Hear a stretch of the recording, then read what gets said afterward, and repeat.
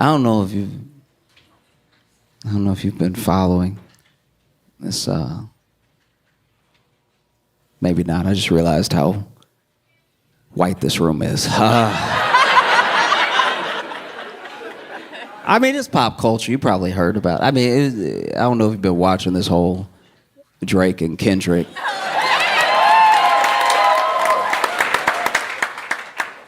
My. What a time to be alive. All right, so Drake and Kendrick, they are rappers, sir. They're rappers. Okay, I want to make sure everybody, and I'm not acting like I know. You might bump Kendrick all the time. You might be a big Pimp a Butterfly fan. You know, I'm just checking. So, Drake and Kendrick's relationship actually goes back way further than people realize, because Drake brought Kendrick with him on tour when Kendrick was like just starting to pop, but Drake was already a big deal, right? And it seemed like they were cool. You see these old interviews, they're in pictures together, they have such nice things to say about each other, and then along the line, something changed. Something happened. And we don't know what that thing is really, but they both started to kind of like go at each other in small ways. And some people take it all the way back to the Control verse. Kendrick did a verse in a song on, it was actually a Big Sean song. Big Sean is a rapper, sir. I just want to, all of these are just names, and I want to make sure that we're all up to speed. So he did a verse on a Big Sean song called Control, but it blew up so much it became Kendrick's verse. It became the Control verse, which is crazy. And in that verse, he went at everybody. He called people out by name, you know? And he said, I got love for you all, but I'm trying to murder you. I'm trying to make sure that your fans don't even love you anymore. They love me so much. I'm coming for the crown. I'm coming for everything, right? And just about everybody thought that it was actually pretty dope. It was actually like, okay, hip-hop as a sport. Like hip-hop as, you know, a fun thing, a contest to see who's actually the best. Because everybody calls themselves the best on every song. Eventually, someone has to be the best. You know, every rapper believes that they're the best, and they say so in their music. A lot like how one city will have several First Baptist churches.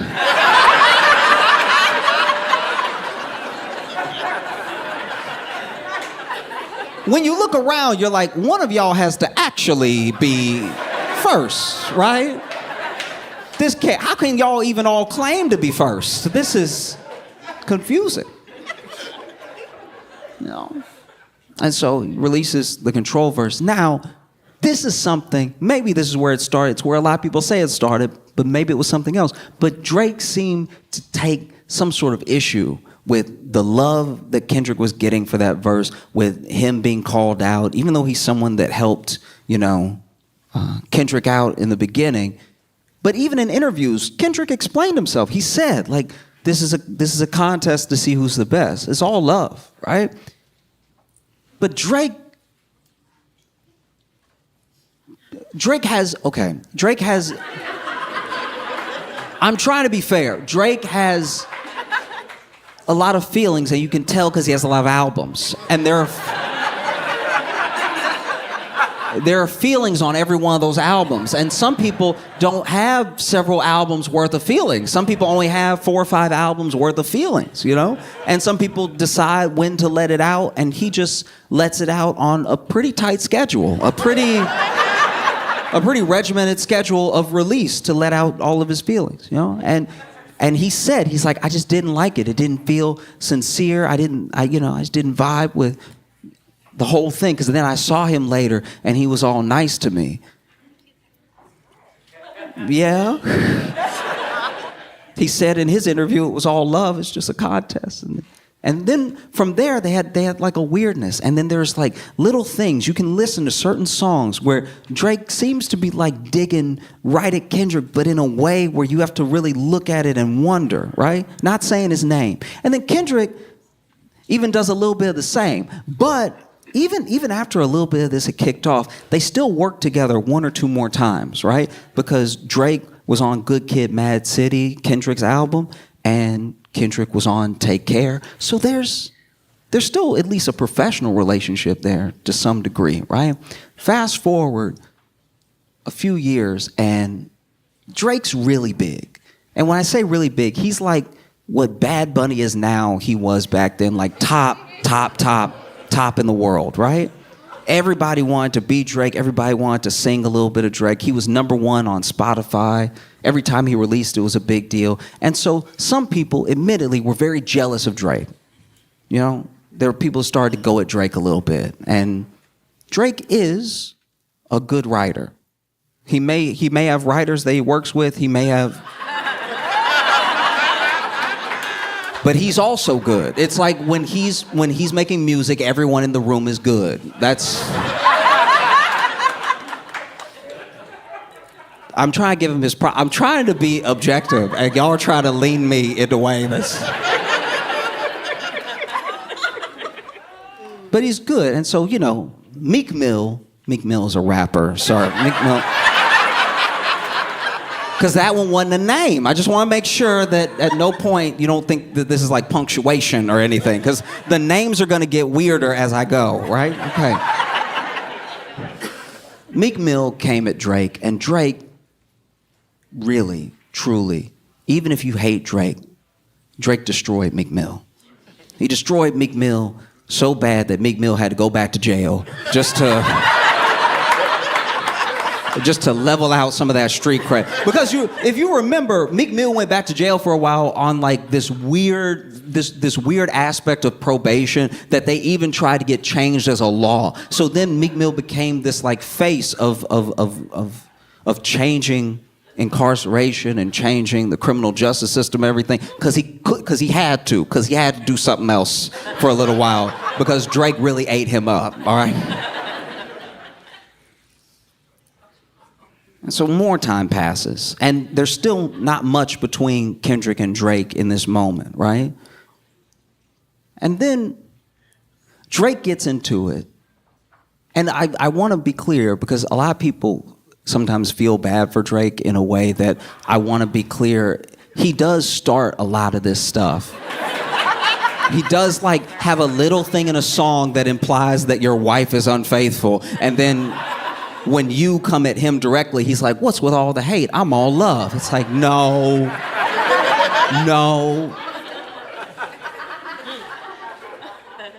The best way I can describe it is that Drake kind of fights like a cat. And some rappers fight like dogs. And so, you know, he'll do a little paw and he'll be like, what's the issue? And so Drake went at Pusha T, which was a true mistake. This is the thing about people like Pusha T, right? You don't want to mess with anyone who's actually had a hard life. You know, like, you know, Drake grew up in Canada, grew up with, like, it's just, this is my thing. A lot of people come at Drake for, you know, they come in at a way I don't like. They come at him in this, like, colorism way where he's like, you're not really black because you're half white. I don't roll with any of that. I just truly think, but you see what I'm talking about. I'm not, y'all are trying to get me to do something I'm not doing. I'm just saying it's very hard for a rapper to seem hard, right? When they have not been through what other rappers have been through. Like, it's hard to go hard when everybody knows you had health care.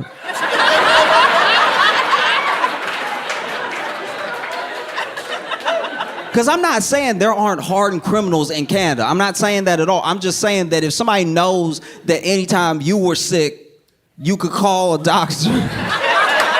It just takes a little bit of the wind out of the sails of like, I'll kill you. It's like, yeah, but if I hurt you, you go to a doctor immediately. Like, so anyway, Kendrick is still off doing his thing, releasing amazing music, but Drake gets into it with Pusha T, which was a mistake because he told Pusha T, he's like, I got more money than you, I got more women than you, I'm more famous than you'll ever be. And then Pusha T said, you have a son.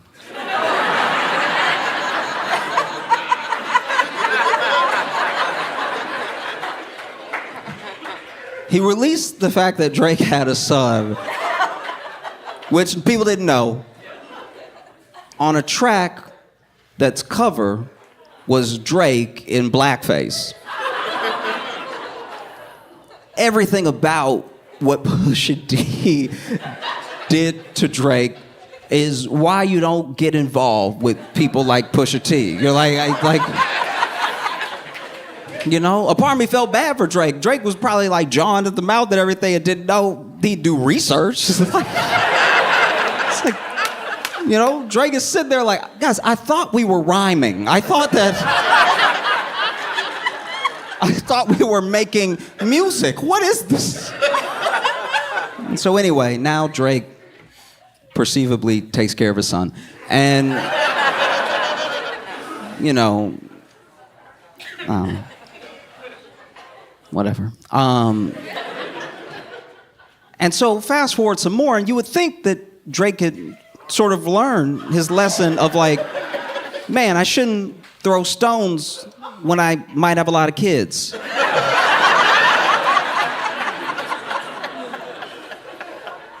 And for his part, I will say this, for his part, every time somebody comes at Drake, he does come at them pretty hard, pretty heavy. And he does release music that his fans love, and there are a lot of his fans. I'm saying that's something that I thought about going into this thing, where I was like, he always does really try to like give you something, but what he gives is twofold. What Drake is usually trying to give you that sort of earworm, trying to give you that thing that takes you to a place beyond the beef. So now people will still play back to back and songs that were responses to beefs he's had in the past, just as songs to enjoy, you know?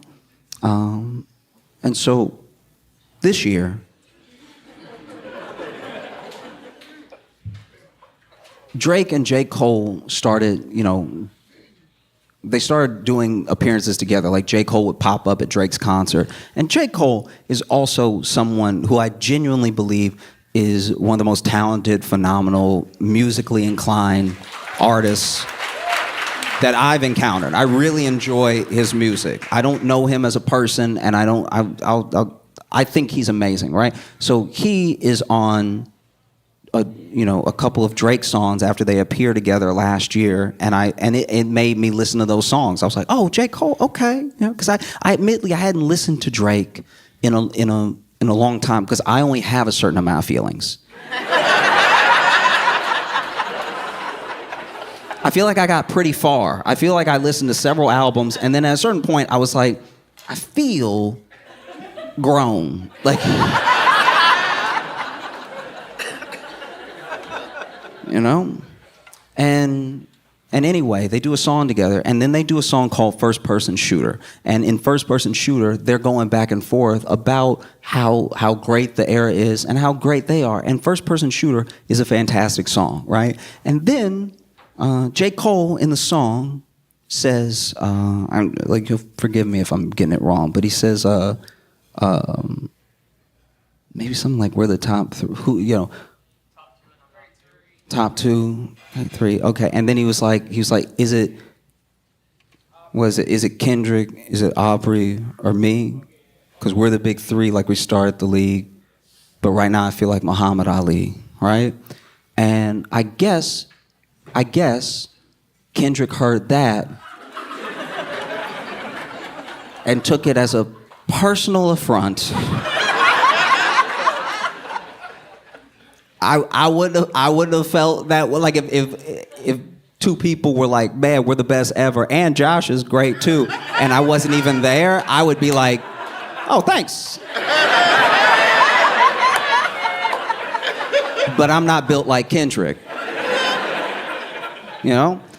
And so then later we would also find out that apparently Drake tried to get Kendrick on that track.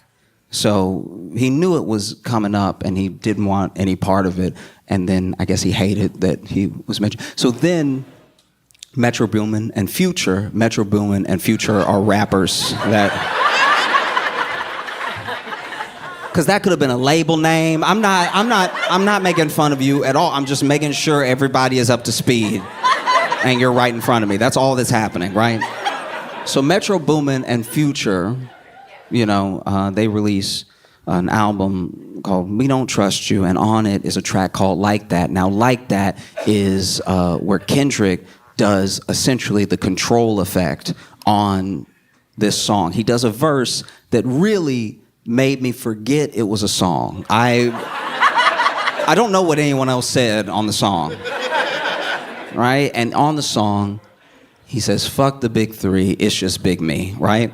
Which is also, hey, I've always said I want to be the best. I've said it from day one. As soon as people started interviewing me, I said I want to be the best. As soon as people started listening to my music, I said I wanted to be the best. This is not out of character for me. This is the same thing I did 10 years ago, right? So just for me, if it were me, if I was one of them, if I was Drake and I heard "fuck the big three, it's just big me," I also wouldn't take it as a personal affront. Because there were other things in the song where he came at Drake specifically. He didn't really have much for J. Cole. And yeah, it just sat for a while. It sat, and everybody was like, ooh, what are Drake and Cole gonna do? And then Cole was actually, I think, the first one to release. He released this song that he's since taken down called 7 Minute Drill, and he went at Kendrick in the song. And then he took it down, and a lot of people clowned him for it, but it's something that even, I'm not being a revisionist here. I said this when it happened. I was like, I respect the fact that he took it down. Because it's not something he really wanted to do. And the internet is all gas, no brakes. The internet will get you to mess up your life. Do you know what I mean? People you don't know are like, I wouldn't take that if I was you. What you gonna do? Huh? Do something, huh? Huh? People who are very safe at home, I wouldn't, if I was you, ooh, I'd go at his neck. I'd eat him alive if I was you. Do something, Jermaine, do it. Do it. And so he took it down, and he even said, he's like, I didn't feel like doing it, so it's not even good. I kind of just went at him a little bit, and it's true. In the song, he doesn't even say anything that bad. He's just like, one of your albums was boring. I won't even say which one. And then he took it down because he said, I don't know, this felt corny. And I respected the hell out of that. Very few men, grown men, famous men, powerful men, very few ever apologize. Very few ever apologize without being made to, with the threat of losing their money, losing their fame, losing something. Very few men. So I respect that, and people clowned him to no end. But then the actual beef between Drake and Kendrick started, and that was a lot. Because Drake released a song called Push Ups, and he didn't just go at Kendrick, he went at a bunch of people and, implied that Kendrick's wife was unfaithful, that his son might not be his and everything. And people were like, ooh, what's Kendrick gonna do? What's gonna happen, right? And then, he releases another song, and this song is AI. This song is Drake with the late Tupac and Snoop Dogg, and it's going at Kendrick. And some people had their feelings about that. But then, oof. On a random morning, I was, it was right about the time I was supposed to say my prayers anyway. You know your morning prayers? Your thank your God for waking me up this morning, right? And Kendrick dropped a song called Euphoria. And I think when it happened, a lot of people, including me, was like, oh, this is an actual rap beef now in the way that we had in the 90s. These dudes do not like each other. And Kendrick says he hates him in the song. He says, I hate you. He said it a lot. He said, I hate you a lot. He did artistically, but he was like, ooh, I hate you. Ooh. Ooh, I hate you. Ooh, right? And, woof. It was a lot, right? And then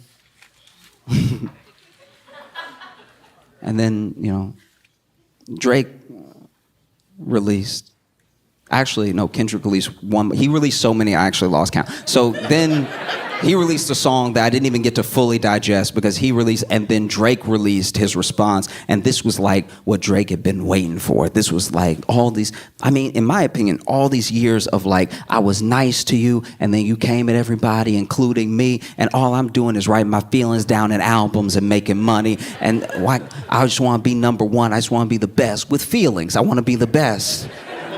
And so he just took everything that he had, and he put it in a song called Family Matters, right? And 20 minutes later,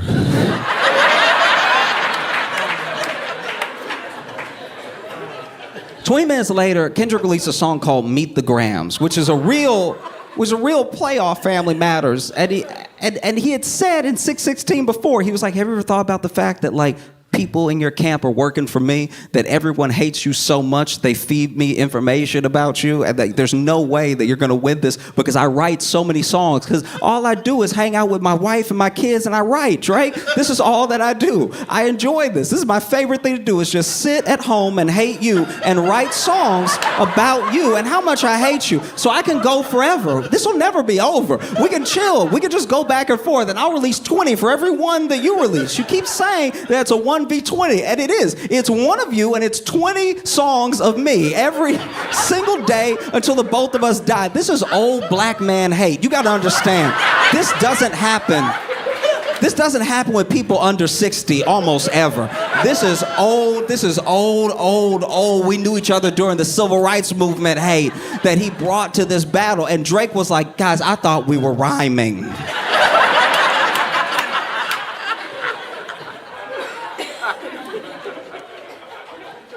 And in Meet the Grams, he laid it down. He started the song by talking to Drake's son.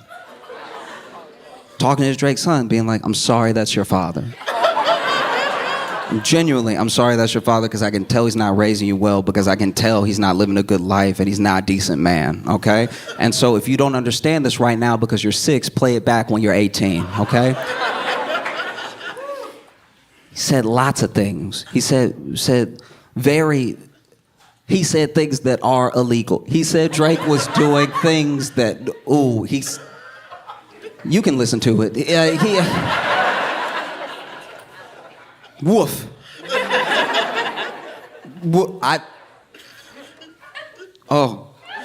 He even had this effect in the song. At the end of the song, when he's like, you lie, he called him a liar several times, and he's like, you lied. I was like, oh, that's too much.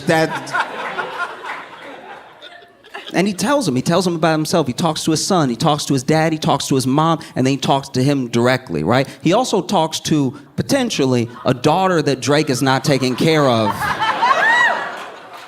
Which I was listening to, I was like, not again. I feel like once they find the first kid, you gotta just get all the kids. You gotta just have a whole Graham family, just so you know where everybody is.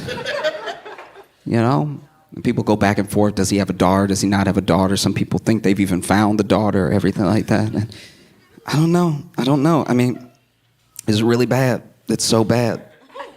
And honestly, I never wanted it to get to a bad place. This is something, I'll talk about this more in the future and everything, but I have a deep love, but a strange relationship with hip hop, because if everything is in music, it's all good. It's when things leave music that things get bad, And so as much as I joke about Drake and I like Kendrick and I've liked some of Drake's songs, I don't actually want them to do anything to each other. You know what I mean? Now, if what Kendrick is saying about Drake is true, we should lock Drake up. We should lock Drake up.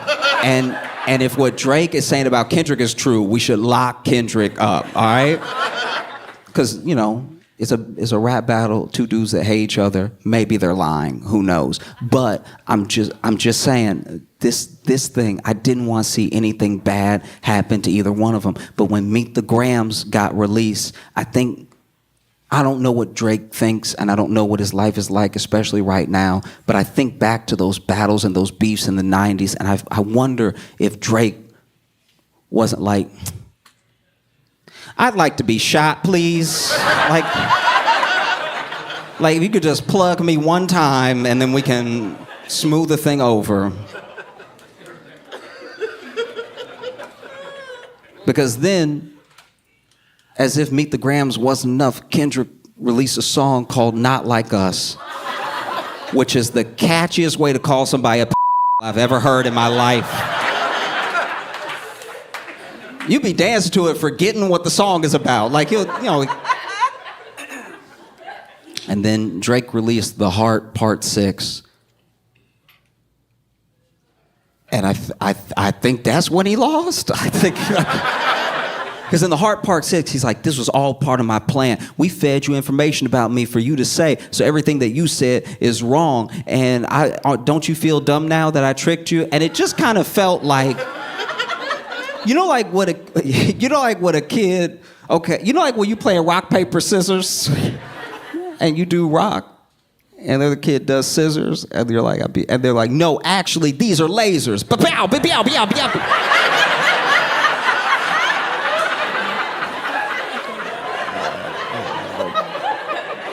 Because I was like, Drake, if it was part of your plan to feed Kendrick information about you for him to rap about very well, by the way, like even if those are lies, they do sound good and they sound very true. Even if you fed him all this information about you to rap about to then look dumb when it was wrong, why'd you send him that stuff? That's the worst stuff you could send somebody. Hey, tell him this thing about me that's not true but was true once, and tell him I'm a thing that no one wants to be. So now that it's over, because I do hope it's over, I feel like Drake should just release some songs about some feelings. When I